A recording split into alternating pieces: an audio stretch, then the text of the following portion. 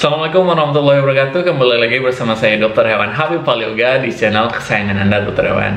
Hari ini kita akan bercerita mengenai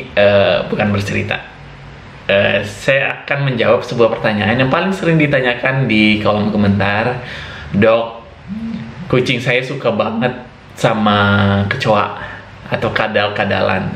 Itu gimana ya dok? Mengganggu kesehatan atau enggak? Kayak gitu.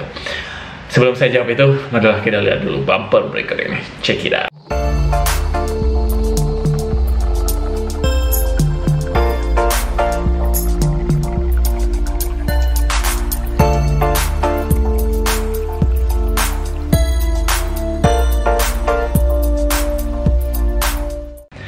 Oke, mengenai kucing ini emang banyak banget. Bahkan kucing saya sendiri juga sering banget hunting ya istilahnya, dia berburu kecoa. Ada yang sekedar dimainin sampai kecoanya mati, ada juga yang cicak ya, misalnya cicak gitu dimainin sampai dia mati juga.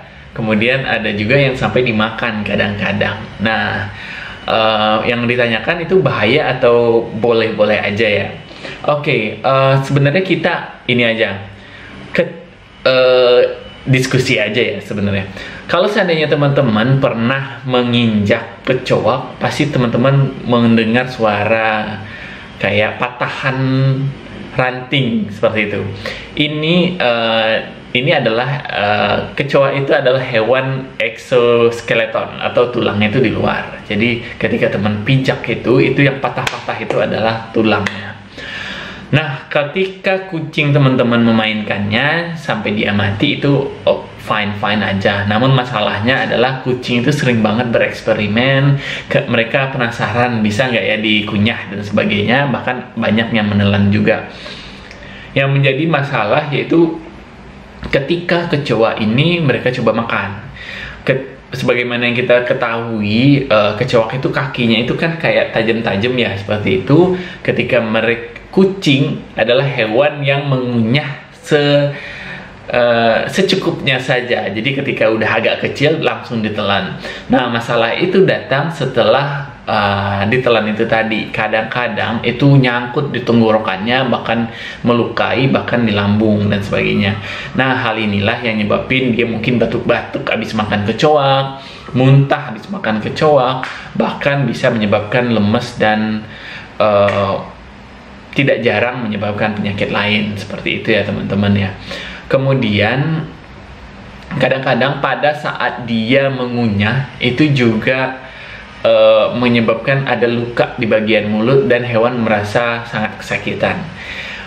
Dan selain itu, selain masalah tersangkut kemudian luka di bagian mulutnya, memakan kecoa kemudian kadal-kadalan lain itu juga bisa sebagai perantara penyakit. Saya pernah membaca sebuah jurnal ketika hewan memakan kadal-kadalan, cicak-cicakan. Di dalam kadal-kadalan dan cicak-cicakan itu ada cacing seperti cacing hati. Jadi hal ini bisa tertular kepada hewan. Jadi bisa jadi setelah hewan teman-teman makan si kadal, beberapa hari kemudian kucing mungkin akan menunjukkan gejala penyakit kuning. Jadi badannya kuning dan sebagainya, itu bisa saja terjadi.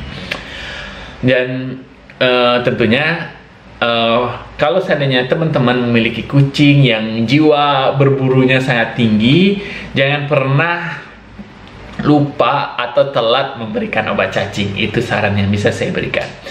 Kemudian selain itu, efek dari memberi makan kecoa dan memberi makan, maksudnya membiarkan hewan teman-teman berburu kecoa kemudian berburu kadal, itu bisa saja keracunan. Kenapa demikian? Sebagaimana yang kita ketahui, kecoa itu mainnya kemana aja dia mau. Misalnya habis dari toilet, teman-teman baru aja membersihin toilet, bisa aja nih desinfektan nempel di tubuh mereka, ataupun pestisida mungkin dari luar dan sebagainya.